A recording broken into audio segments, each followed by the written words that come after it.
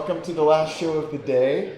And it's really a pleasure to be here with all these folks doing so many different things. And I think this will be just as different as the differences have already been, which is great, especially for the last of the day.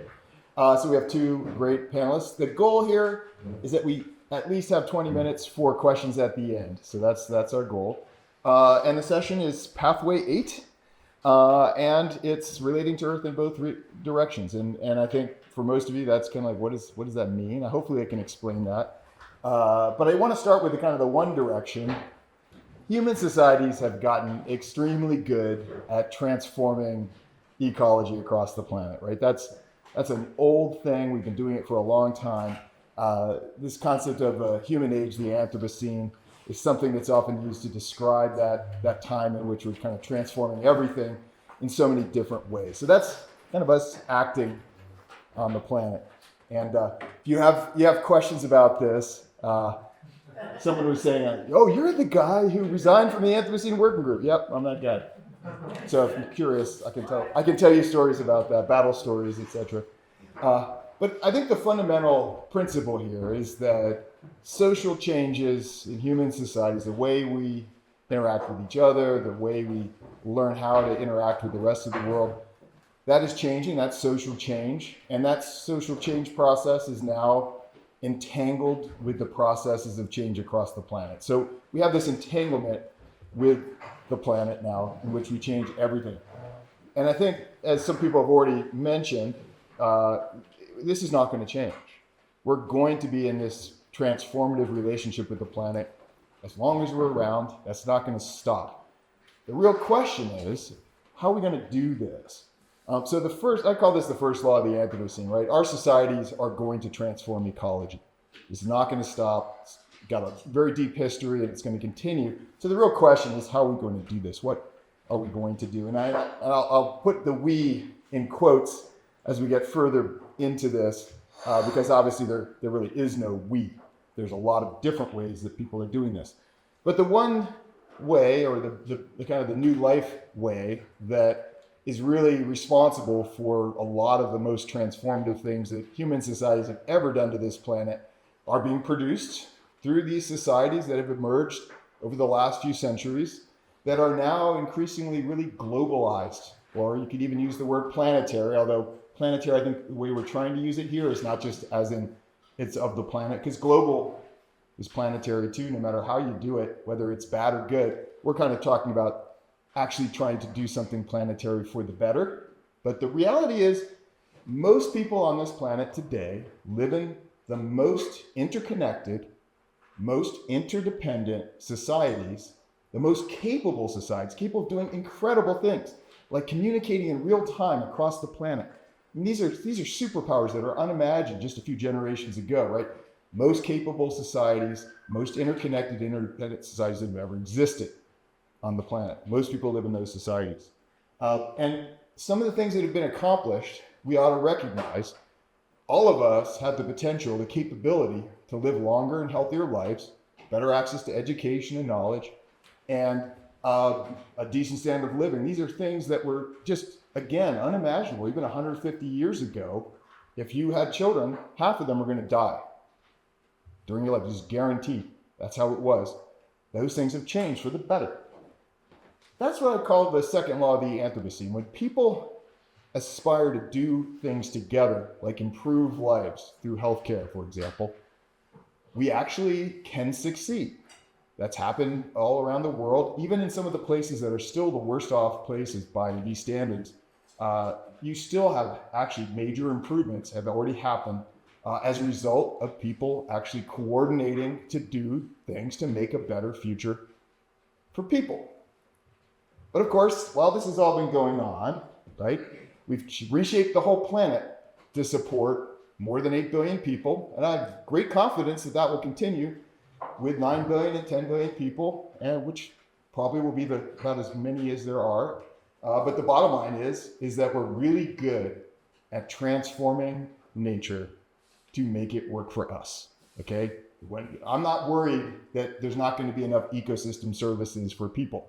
If we want them, we will make it happen. If we want more green space will make more green space. That's just how human societies are. So we've gotten really good at taking.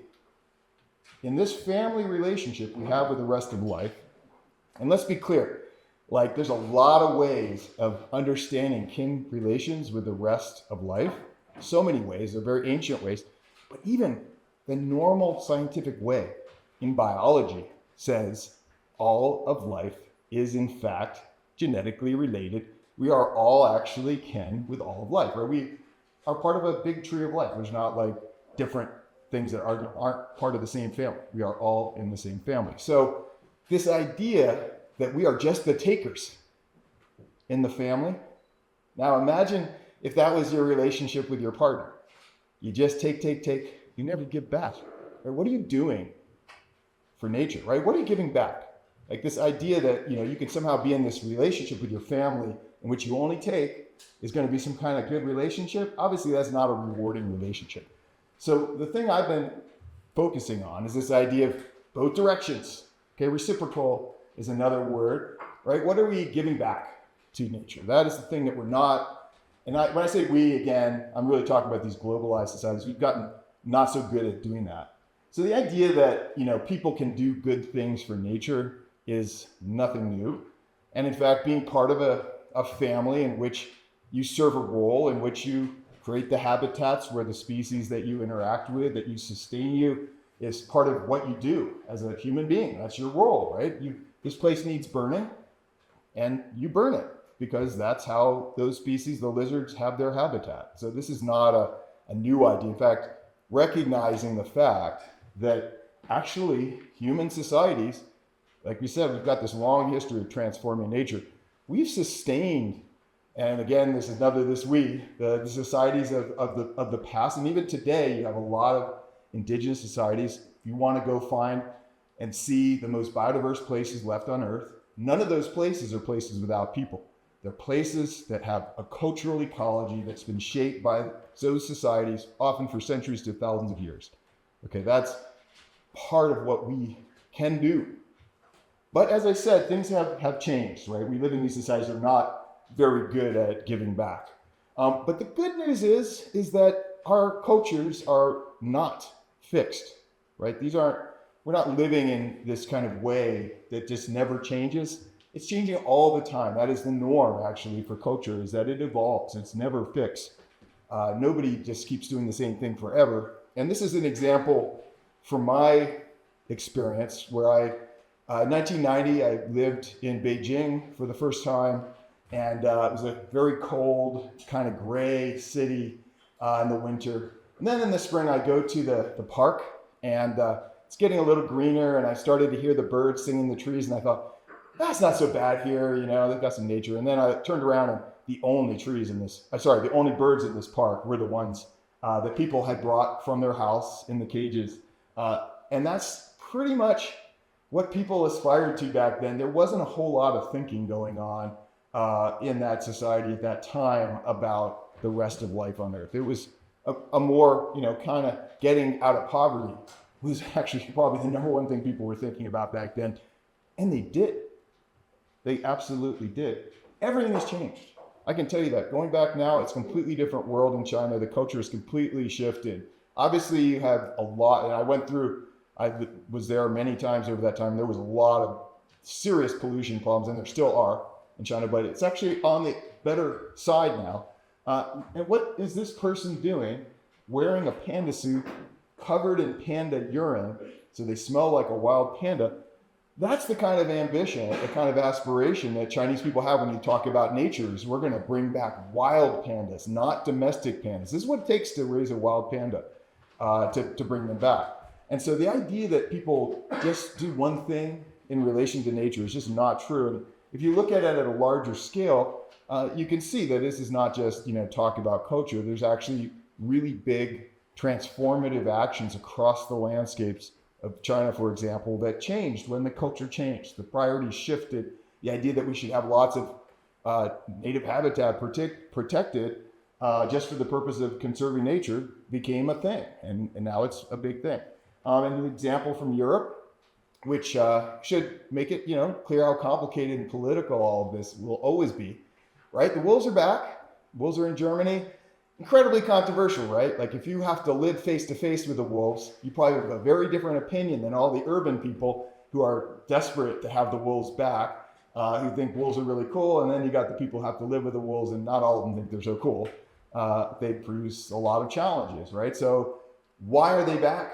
It's because of social change and cultural change, right? The people in the cities want wolves back, okay? And I don't know what the best example is here, perhaps bears. I don't know if you have bears back in Hesse, but someday they could be back. It would be very difficult to live with bears, but there were bears here and you could do it. It would just take the cultural belief that it was that valuable to do it. You have to make sacrifice, you have to invest in it. Nature comes back.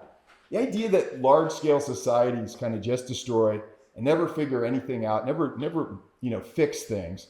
Well, in fact, in the year 2050, if we didn't have this very successful international agreement to stop producing CFCs that were destroying the ozone layer, you would go outside and within 5 minutes, you'd have a sunburn. Okay, it would have been really, really bad. We don't hardly ever talk about this, but this is an incredible success in a lot of ways because there could have just been, business as usual. That isn't what happened. So we should take credit for that. We should think about that. We need to do more of that. We need to do a whole lot more of that. The ambitions are evolving, right? Now it's not just enough to save a little diminishing amount of nature somewhere. Now the ambition is to bring nature back, more nature, not just kind of avoiding the end of nature, all right? And that's really important. The demand, the aspiration to live on a planet with a thriving nature, not just a degraded nature, is now the ambition for so many societies. The United Nations, and I'm going to talk a little bit about work I've been doing with the UNDP, but the bottom line is there's a whole lot of ways in which the UN is responding to this. One of them is you now have a right to a clean and healthy environment. That is now a human right. Exactly where that's going is complicated, but it's very interesting that we now have this, and how's that going to work out? So the final thing I want to talk about is the project I've been doing with the United Nations Development Program, the Human Development Report Office. And basically began for the simple reason that everything you seem to hear about what we need to do about nature, the environment, the planet, is always about crisis, disaster. We've passed 1.5 degrees. How is that supposed to get people motivated? Right? Like the whole idea that just telling one nightmare speech after another is suddenly going to change the way people behave and act and get motivated is, I hate to say it, it's a little bit absurd. I mean, I think we have to realize that kind of approach can only go so far. It's really good for getting messages out. If you say crisis, catastrophe, triple crisis, polycrisis, media can make a story out of that very easily and it will travel across the world. And then nothing, okay? Because it doesn't get people engaged. Let's not call it necessarily the climate church or cathedral, but the generational project. And the fact is this never ends. We're never going to leave this condition where billions of people aren't going to change the earth. So we're going to have to always have that struggle to change it for the better. All right, so working with the UNDP, they produced the Human Development Index. And actually, you saw it up there before, this kind of measure of human progress in the human world. The goal of the HDI, the Human Development Index, was largely to displace the idea that you could measure progress with GDP, that was how you'd say things are getting better. What does it really mean for people to have better lives?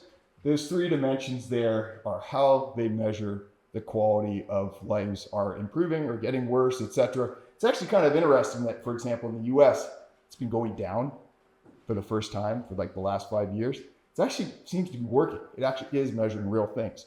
Anyway, that's the idea there, that we can measure progress. And obviously, if you can measure progress, you can say, okay, we need to do more, or this place is doing better than another. We can learn from them. These people need help. All those kinds of things happen when you can measure progress. All right, so progress for the human world, is that good enough? No, right? It really does matter in our relationship with the rest of life. Are we giving back? Are we doing anything for the rest of life? So this idea of a healthy relationship with nature, a relationship in which you give, not just a relationship in which you take, that's the idea behind the Nature Relationship Index that I'll talk about in a minute, the NRI. And it starts with the most important thing, okay? If people don't understand that they actually have the capacity to produce a better world, they will not engage in doing it. If all they hear is, you are a destroyer, you're destroying the atmosphere, you're destroying the climate, what do? They just shut down. Okay, you have to say, we have the ability, not just to destroy this, we have the ability to fix this. We have the ability to have a better future for the rest of nature. We have the capabilities. So that's the start, is you have to recognize, what do we actually do that produces better outcomes for nature? You have to recognize that. And as we said, indigenous societies have so many practices that they've done that have definitely proven that they actually can sustain biodiversity in nature, etc.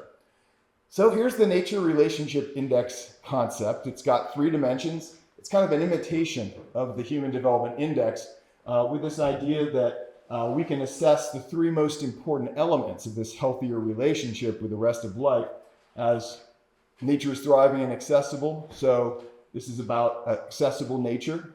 And then we have nature is used with care and respect. And I call attention to this one because a lot of people they have a hard time with this one. This is actually the one so there's only one indigenous scholar in the author group for the original work that defined this, but that was their favorite one because the traditional environmental narrative is always about people out of it, like just stop people from doing stuff. And they're like, no. People have to be in there. People have to use nature. The question is how we do it. Do we do it with respect and care? Because that is our role in our family, is to not interact, but to interact properly.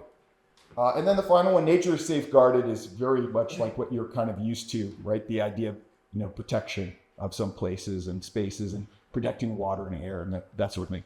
All right, and then you go into a technical phase, right, where you have to actually make measurements for every country in the world. Not easy, full of problems. That's the stage right now, is selecting the right indicators and looking at how they play out. But the final product is something like this. So we're expanding. Think of progress as, in this case, 2 dimensions. Now, I think I'm just going to say this preemptively because it's a great point. There's nothing here about equity or equality or anything like that. I call that maybe a 3rd dimension that should be there. It's not specifically in our system. But anyway, human development is one dimension of progress. Another dimension is a progress in producing a better relationship with nature. And up there you have kind of the aspirational space. You want to be in a society that has a beneficial relationship with the rest of life and is also thriving in a human way as well. And that arrow you might call the aspirational vector or direction. That's where the direction you want to be going in. Okay, so that's pretty much what I wanted to talk about. I'm just going to finish just with a couple points here. So, the bigger question is, what are we doing? What could we do for the planet? That's going to be the planetary thing I'm thinking about. Recognizing is the first step, right? Recognizing that there already are a lot of people in societies that are already doing good things for the nature that they sustain. That's not a new thing. We have a lot to learn from societies that have done that. So, what are we going to do with this kind of planetary thinking? What does that actually mean? So I had to do that. And what is this we? Okay, we're all doing many things and many roles in our life. We're going to consume things today. All of us, in different ways, make different choices. Right? That's going to affect the whole planet. There's people who have said, I've heard this said, I don't have a nature relationship. I just really don't have one. So why is this relevant to me? Well, this is, I think, the way to think about it these days is, yes, you can actually only interact with nature through other people. That has actually become possible, right? Someone can bring stuff to your door. You don't even have to leave your house. That is actually possible now. But that doesn't mean you're not relating to nature. It's just you're doing it as a long distance relationship, like a game of telephone or something like that, where you're not directly connected. But you have more planetary interactions with nature than ever. That's absolutely true. And this is one of the ways that you have these interactions. This is the way I'm working right now, is trying to, do nations have the ability to recognize and actually act in ways that produce these better outcomes for nature? The answer is definitely yes. Will we do it? Will we be motivated to work together. That's the hard part. It's not that we don't know what to do or that we can't actually change the world for the better. It's hard to coordinate. It's hard to work together. All right, thank you. That's my bit. And now we'll have Liza will come up and say her part. Yeah.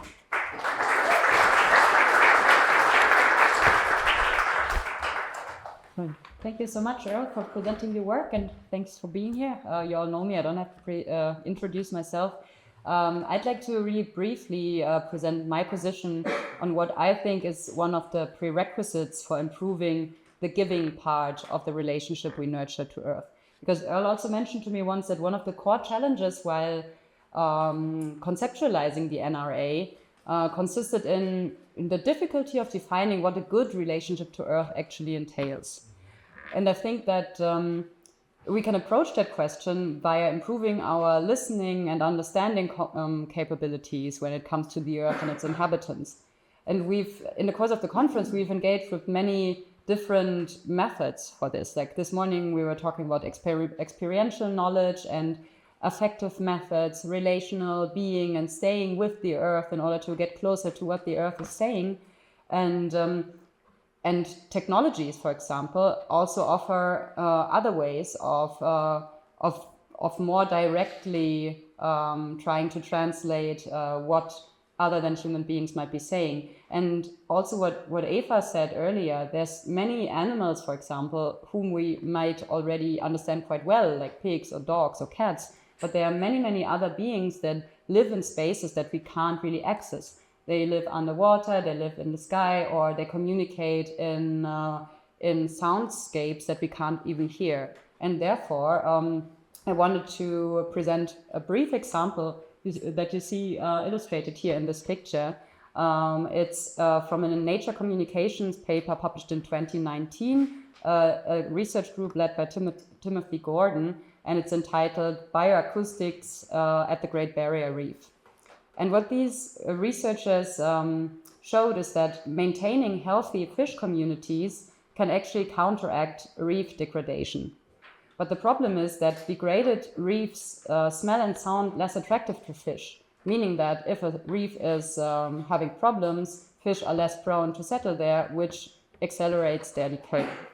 So what they did is they recorded the sound of healthy reef sites and conducted different experiments where they played back the sounds of healthy reefs at sites that were degrading.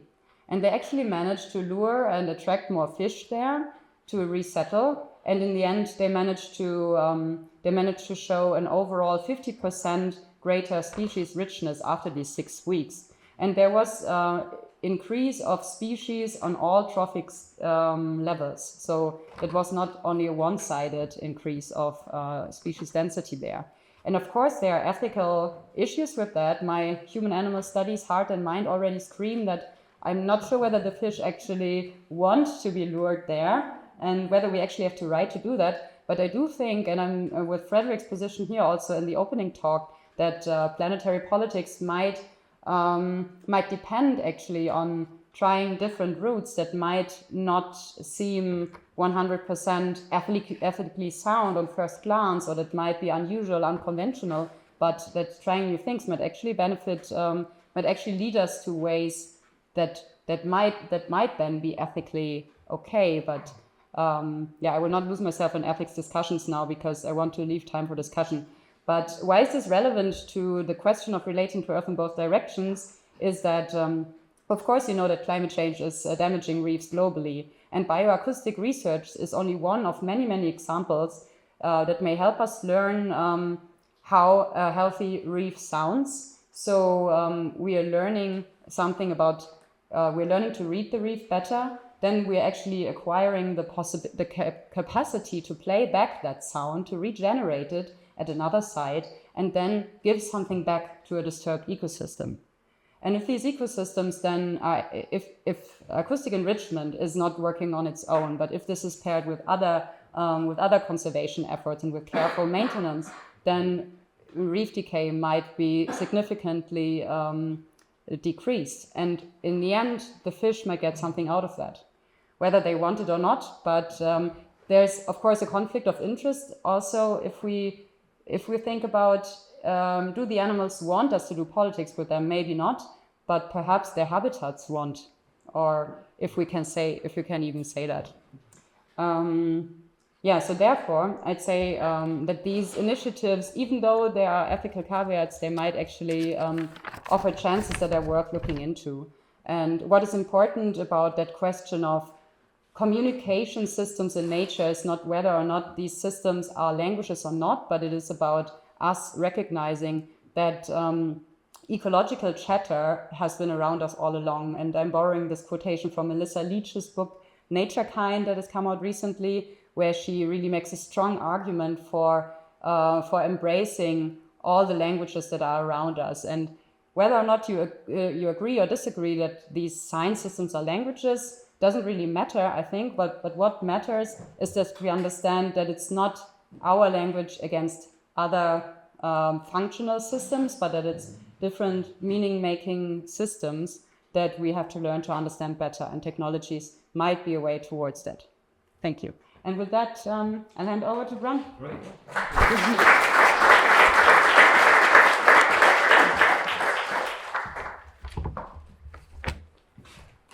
Right. Yeah. So, am I controlling the slides? I am. Yeah. Good.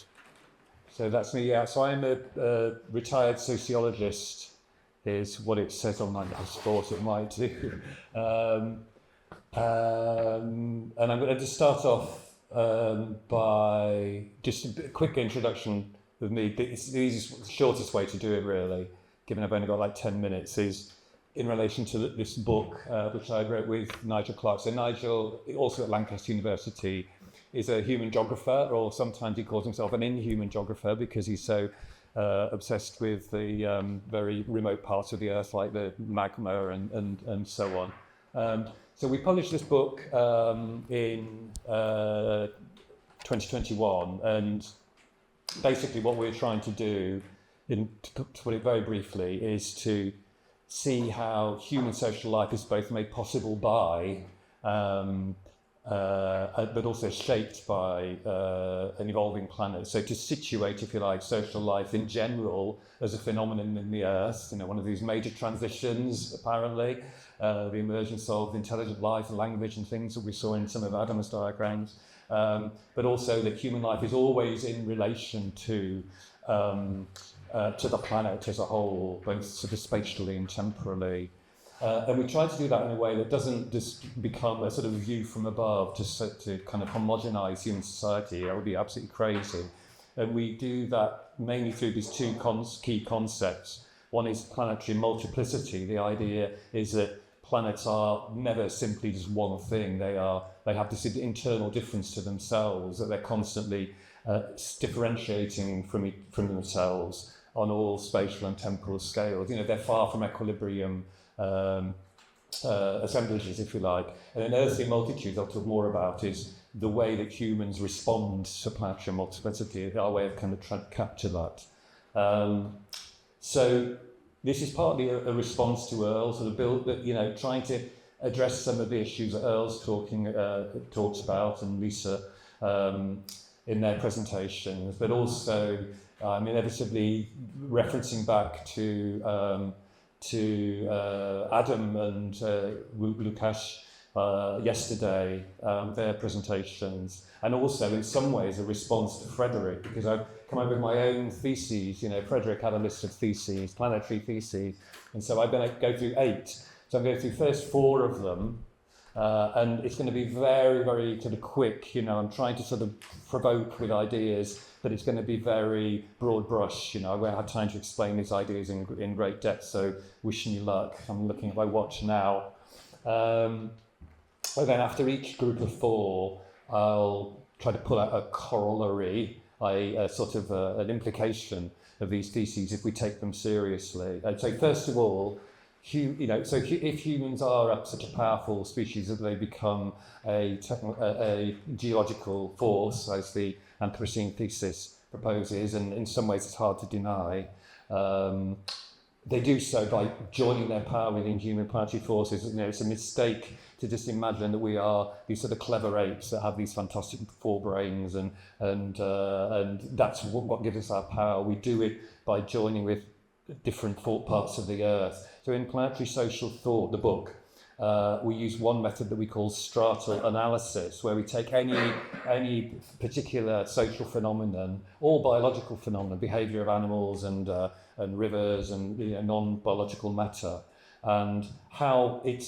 the powers of that object involves making and leveraging connections between previously distinct or differentiated organisations of matter, for example, between the surface and the atmosphere, between the sea and the wind, between the chemical composition of the surface and the atmosphere and the chemical composition of the layers of coal and oil in the below, and so on. And so when we were hearing yesterday about the glacier and the power of the glacier to move in particular ways, the power of a glacier is always in relation to, the rock around it and the gravity of the earth and the water, the melting and all that kind of thing. So it's always a complicated assemblage that might need a lot of thought to unpack. And so with humans, the second thesis is that earthly multitudes are the main medium of this process. So by earthly multitude, we mean a shared way of creatively and skillfully responding to the challenges raised by planetary multiplicity, both the challenges but also the opportunities opened up by planetary self-ordering and variation. In the book, we use some kind of more historical, traditional examples, such as ceramicists, weavers, hunters and gatherers, broadcast burners that Erle talked about, and also miners. But we also might consider more modern collectives that entangle with planetary powers, such as heat engine innovators, mechanics, and those that use newer technologies and media to engage in the material world, including artists, of course. And also, in the book, we sometimes pick a few household quotidian practices, such as cooking, high heat technologies, also ironing clothes, where high heat meets woven fabrics, to unpack the way that all of these are making those connections between the different stratas of the earth and are central to the multiplication of human, social and cultural differentiation and so on. Okay, so thirdly, Adam introduced this idea of the technosphere that's particularly developed by Peter Haff. So the contemporary technosphere, this interconnected, self-evolving system of engines and machines and so on, as it has grown and, as it were, taken control of the earth, to the extent that it has, it has involved sidelining earthly multitudes in different ways. And there are two related aspects to the way that the technosphere has been able to, as it were, assemble itself as this sort of inhuman or more than human part of the earth that is dominating our own lives in terms of trying to find somewhere to recharge our phones or whatever. So firstly, human skill has been increasingly codified and routinized. Craft have been lost and populations have been de-skilled, our ability to navigate without GPS or whatever. It has required the kind of extinction, the great extinction event of earthly multitudes, but also environments, for some of us at least, have been made more smooth, frictionless and predictable, making the skills of earthly multitudes seem unnecessary. So rivers have been canalised, fords replaced by bridges and tunnels, roads tarmacked, railways, are no longer the very slow and noisy and smelly things they used to be. So everything's just so smooth. And so why is this a problem? It's lovely to be able to get on a train in London and to get to Gießen, so smoothly. So the fourth thesis is we need earthly multitudes to survive major planetary shifts. And there are other reasons as well. Planetary justice, we might mourn the loss of earthly multitudes, because the insulation and autonomization of people, humans, from planetary variability is very uneven. And in fact, as northwestern Europe insulated itself from nature through industrialization, it did it through exporting entropy to other parts of the world in terms of enslaved labor or extractive economies and so on. And also the very smoothing of the earth, the modulating of its capacity to self-differentiate, can also make it more violent in other ways. If we straighten the river channels, it's likely to make floods more frequent and so on. But above all, I'm emphasising here, it's a bad preparation for a major earth shift. We need our earthly multitudes. Okay, so first corollary, broken up into two bits there, but it's basically one idea. So we need to value and preserve not just the non-human world in the sort of ways that Erle was talking about, but also the crafts, the embodied, the tacit knowledge, the crafts knowledge of how to do things, to mix human powers with the powers and potentialities of nature. And that's so revalorizing earthly multitudes, both actual and potential, some that survive and endure today, some that have died out but could be reborn, some that never came to be but could have been, and some that have not yet had their time. Maybe to inspire counterfactual imaginaries. And this reminds me of one of these time diagrams that Martin showed me, which is about thinking about sometimes we have to roll back to the past to think about paths not taken, and then roll forward to bring them into reality, to help us glimpse alternative, more hopeful and generative planetary futures. That's my first set of theses. I'll try and spin this one faster, but I don't know if I'll be able to. So thesis 5, earthly multitudes are a manifestation of a wider phenomenon we see in planets, which I sort of shorthand name for that is planetary technicity. So notice I'm using the phrase much more than human. I'm not going to explain why I put the much there. It is important, but I'm going to have to skip over that. But it's basically about emphasising things that are way beyond our human interaction, maybe non-organic life and so on. The point here is that planets, because they're far from equilibrium, assemblages of complex matter, chemically diverse matter, held far from equilibrium by flows of energy from their sun or from their hot core, that they're constantly dividing themselves into parts. So this is the work of Axel Kleiden that I'm drawing on here that Adam mentioned yesterday, where one earth process is literally applying work onto another, imposing constraints onto it, decreasing its degrees of freedom, breaking its symmetry, forcing it away from equilibrium, and making it able to do more complex forms of self-organization. So this is the kind of originary techniques, if you like, that humans have learned to create their own version of. Adam was talking about emergence yesterday as a property. So this is an emergent property of planets, but it's also part of the very machinery of that emergence. It's because planets are able to create this complex sort of work on each other's parts that they can become in the way that they do. So 6, planets are extended processes. A planet is a process. It's an object. It's an assemblage, it's a place to live, thank God. And it's also a process, from its formation, from a protoplanetary disk to its final dissolution as the star expands or whatever. It's a continuous process of material exploration of an evolving and expanding place of possibilities. Planets are historical entities, qualitatively unique, that are able to to some extent make themselves not determined by their environment and to make their own luck, if you like, and Gaia is just an extreme and very happy case of that.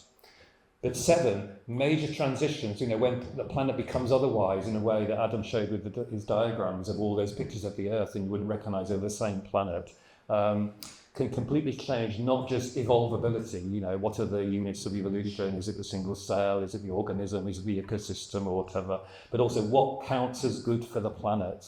So, Adam's example of oxygenation, that was a disaster for the planet. So a lot of the major transitions that Tim Lenton and Andrew Watson have talked about are ones that start with an absolute crisis, and then the biosphere manages to respond to it and produce something amazing, like oxygen, new forms of life and so on.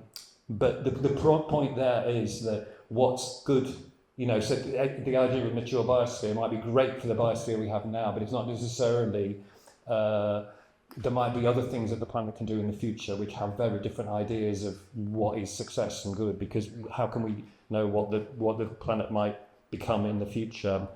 And then finally, 8, that relates to the sort of idea of complex organising complex adaptive systems that Adam talked about, and also the swarmy intelligence, distributed intelligence, what Ricard Soleil calls liquid minds of insect colonies and so on, that Lukáš talked about, that partial understanding, ignorance, misunderstanding, non-knowledge, agnosis is an essential feature of being a member of any complex self-organising system, not a bug.